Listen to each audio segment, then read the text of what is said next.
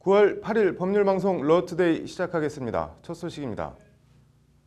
국정원 댓글 사건 관련자 영장 기각 등 최근 일련의 검찰 청구 영장을 법원이 기각한 것을 놓고 검찰과 법원이 충돌하는 양상을 보이고 있습니다. 오늘 오전 서울중앙지검이 법원 결정에 반발하는 입장문을 내자 서울중앙지법은 검찰의 이 같은 반응이 심히 유감이고 부적절하다며 그 저희가 우려된다는 입장을 오후에 즉각 발표했습니다. 먼저 정순영 기자입니다. 구속영장 기각에 대한 중앙지검 입장이라는 제목으로 검찰이 오늘 내놓은 입장문은 유례를 찾기 힘들 정도로 이례적이고 강한 어조로 법원을 성토하고 있습니다. 지난 2월 말 중앙지방법원에 새로운 영장 전담 판사들이 배치된 이후 우병우, 정유라, 이영선 국정원 댓글 관련자 등 주요 국정농단 사건을 비롯한 국민 이익과 사회 정의에 직결되는 핵심 수사 영장들이 거의 예외 없이 기각되고 있다. 심지어 공판에 출석하는 특별검사에 대해 수십 명의 경찰이 경호 중임에도 달려들어 폭력을 행사한 사람들에 대한 구속영장까지 기각했다. 구속영장은 물론 통신영장, 계좌영장까지 기각하여 공범 추적을 불가능하게 했다. 그동안 검찰은 법원의 결정을 존중하고 감내해왔으나 최근 일련의 구속영장 기각은 이전 영장 전담 판사들의 판단 기준과 차이가 많은 것으로서 납득하기 어렵다. 이는 일반적인 영장 전담 판사들의 판단 기준과 대단히 다른 것으로서 이런 상황에서 국정농단이나 적폐청산 처벌이라는 검찰 사명을 수행하기가 사실상 어렵다고 직설적으로 법원과 판사를 비난했습니다. 검찰이 사실상 특정 판사를 거론하며 이전 판사들 기준과 차이가 있다고 공개적으로 비판한 건 극히 이례적인 일입니다. 양지회 전현직 간부들에 대한 영장을 기각한 오민석 서울중앙지법 영장 전담 판사는 우병우 전 수석에 대한 영장을 구속 필요성을 인정하기 어렵다며 기각한 바 있습니다. 또 한국항공우주산업 카이 현직 본부장에 대해 유력 인사들의 청탁을 받고 직원을 부당 채용한 혐의로 검찰이 청구했던 구속영장도 역시 오늘 새벽 기각됐습니다. 이 영장을 기각한 권순호 서울중앙지법 영장 전담 부장판사는 우병우 전 수석에 대한 두 번째 구속영장을 오민석 판사에 이어 기각했고 이영선 전 청와대 경호관, 정유라 씨에 대한 두 번째 구속영장도 기각한 바 있습니다. 검찰은 국민들 사이에 법과 원칙 외에 또 다른 요소가 작용하는 것이 아닌가 하는 의구심도 제기되고 있다며 결국 사법제도 자체에 대한 불신으로 귀결될까 우려된다고 말했습니다. 사법제도라고 애둘러 표현하긴 했지만 사실상 법원을 믿지 못하겠다는 일종의 금단의 선을 넘어선 아주 강한 표현입니다. 검찰은 그러면서 검찰은 영장 전담 판사들의 이러한 입장에 굴하지 아니하고 국정농단이나 적폐청산 등과 관련된 진실규명과 책임자 처벌이라는 사명을 흔들림 없이 수행해 나가겠다는 의지를 밝혔습니다. 검찰의 오늘 입장문을 읽다 보면 법원 영장 전담 판사를 적폐청산 수사 방해 세력으로 규정한 것이 아닌가 하는 생각까지 들 정도입니다. 윤석열 서울중앙지검장의 성향과 캐릭터가 반영됐다는 분석이 지배적인데 법원의 대응 그리고 국정농단 사건 재판 등에 어떤 영향을 미칠지 주목됩니다. 법률방송 정순영입니다. 네, 서울중앙지검의 법원 영장 기각 입장문에 대해 서울중앙지법은 심히 유감스럽다는 반박문을 즉각 발표했습니다. 국내 최대 규모 검찰청인 서울중앙지검과 역시 국내 최대 규모 법원인 서울중앙지법이 정면으로 충돌하는 모양새입니다. 법원 반박문 내용은 석대성 기자가 전해드립니다. 검찰 입장문에 대해 법원은 서울중앙지검의 영장 기각 관련 입장 표명에 대한 형사공보관실의 의견이라는 반박문을 즉각 발표했습니다. 내용은 한마디로 검찰이 주제를 넘어 도를 넘는 발언을 했다는 강력한 유감 표명입니다. 서울중앙지법은 먼저 서울중앙지방법원 영장전담법관은 형사소송법 제198조에 정한 불구속 수사의 원칙 및 제70조에 정한 구속 사유에 따라 공정하면서도 신중하게 구속영장 재판을 수행 중이라고 날을 세웠습니다. 영장 전담 판사들의 판단 기준을 납득하기 어렵다는 검찰 입장문에 대한 불쾌감을 여과 없이 내비친 겁니다. 서울중앙지법은 그러면서 개별 사안에서 도망이나 증거인멸의 염려 등 구속사유가 인정되지 않음에도 구속영장이 발부돼야 한다는 논리는 헌법과 형사소송법의 대원칙에 어긋난다고 검찰을 몰아세웠습니다. 검찰 수사 방식을 일단 구속하고 보겠다는 것으로 정색하고 비판한 겁니다. 서울중앙지법은 그러면서 영장 전담 법관이 바뀌어서 구속영장 발부 여부나 결과가 달라졌다는 등의 서울중앙지검 발언은 심히 유감스럽다. 서울중앙지검이 개별 사건에서의 영장 재판 결과에 불만이 있다는 이유로 불필요하거나 도를 넘어서는 비난과 억측이 섞인 입장을 공식적으로 표명하는 건 어느 뭐로 보나 매우 부적절하다고 검찰에 맹비난을 퍼부었습니다. 서울중앙지법은 특히 근본과 같은 부적절한 의견 표명은 향후 다른 사건에 영향을 미치려는 저희가 포함된 것으로 오인될 우려가 있다는 점을 밝혀둔다고 목소리를 높였습니다. 법원 때문에 적폐청산 수사를 제대로 못하겠다는 검찰과 억측, 저희 등의 원색적인 단어로 검찰에 대한 불쾌감을 여과 없이 드러낸 법원.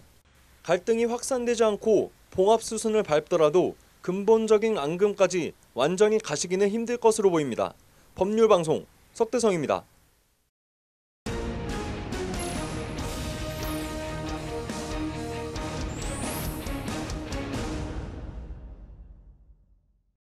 검찰이 진경준 전 검사장 넥슨 120억 원대 주식 시세 차익을 전부 추징하겠다며 대법원에 상고 이유 보충서를 제출했습니다.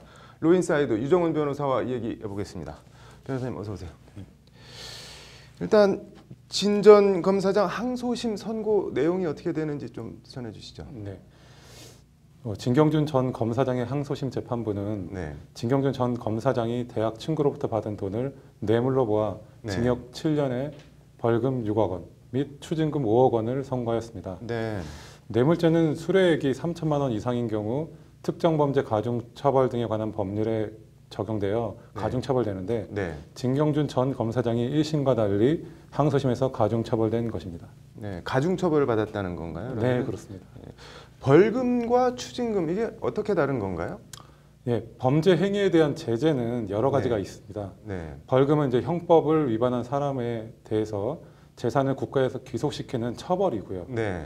형법에는 이와 같은 처벌 절차 외에도 그 범죄로 인한 수익을 취득하지 못하게 하기 위해 네. 범죄 행위에 의해 취득한 물건 또는 사용된 물건들을 몰수하는 절차를 두고 있습니다. 네. 추징은 일정한 사유로 몰수할 수 없는 경우에 네. 그 몰수할 물건의 가액을 추징한 국가로 귀속시키는 제도입니다. 아, 네. 추징금이 항소심에서 5억이 나왔다고 하는데 이거는 뭐 어떻게 계산해서 5억이 나온 건가요, 그러면? 지금 말씀드린 것처럼 이제 네. 항소심에서 진경준 전 검사장의 뇌물죄를 인정한 만큼 네. 뇌물로 받은 금원을 취득하지 못하게 하는 것인데요. 네. 진경준 전 검사장이 받은 뇌물 수수액을 근거로 계산을 했을 것입니다. 네. 그 계산에는 뭐 그 받은 돈 자체뿐만 아니라 이제 본인이 차를 이용했던 그런 리스료 네. 그런 부분들을 합산해서 이루어진 것입니다.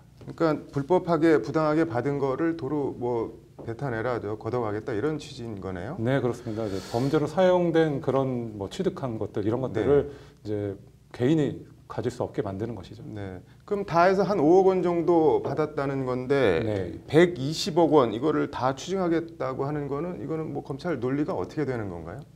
이제 검찰은 이제 진경준 전 검사장이 뇌물로 받은 돈을 주식으로 매수했고 네. 또 다시 주식을 팔아서 돈을 바꾸는 과정에서 네. 시세 차익이 이루어졌으므로 네. 이제 불법 수익인 뇌물로 받은 돈이 변형되거나 증식되어 네. 120억 원의 재산이 되었다고 보는 것입니다. 그래서 네. 추징할 수 있다라고 보는 거죠. 네.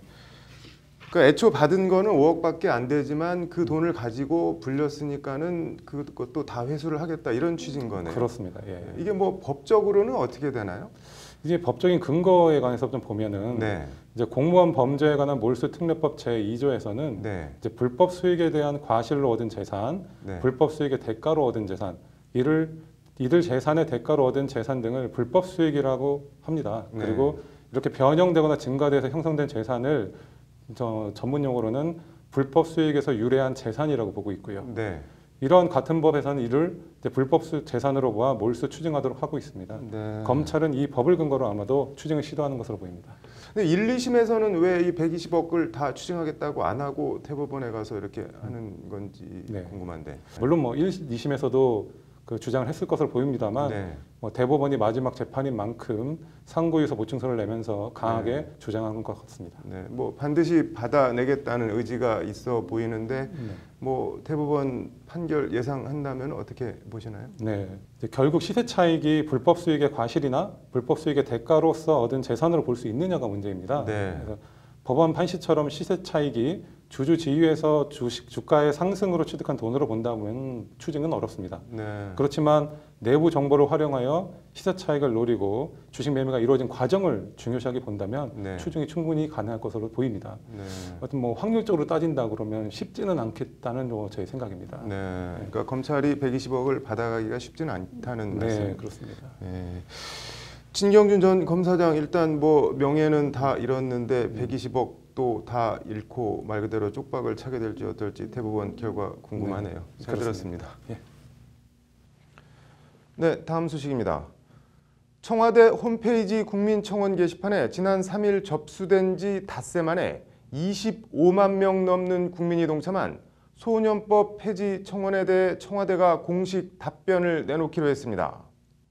청와대가 접수된 청원에 답변을 하는 것은 이번이 처음입니다.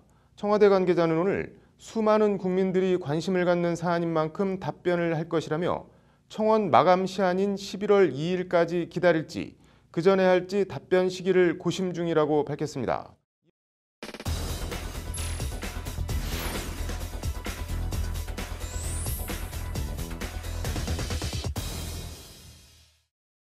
네, 2014년 전 국민을 충격에 빠뜨렸던 전남 신안 염전 노예 사건. 피해자들이 국가를 상대로 제기한 손해배상 1심 선고가 오늘 났습니다. 이슈플러스 김효정 기자와 얘기해 보겠습니다. 김 기자, 염전 노예 사건 어떤 사건이었죠 이게? 네, 전남 신안군 외딴 섬에 있는 염전에서 네. 장애인들을 감금해서 말 그대로 노예처럼 일을 시키고 폭행한 사건인데요. 네. 피해자들은 적게는 1, 2년에서 길게는 20년 넘게 그곳에 갇혀서 일했다고 합니다. 20년 넘게 사실상 노예 생활을 한 사람까지 있었다는 건가요? 네, 그렇습니다. 그런데 이 사건이 처음 어떻게 세상에 알려지게 된 건가요? 네, 피해자가 보낸 한 통의 편지가 계기였는데요. 네.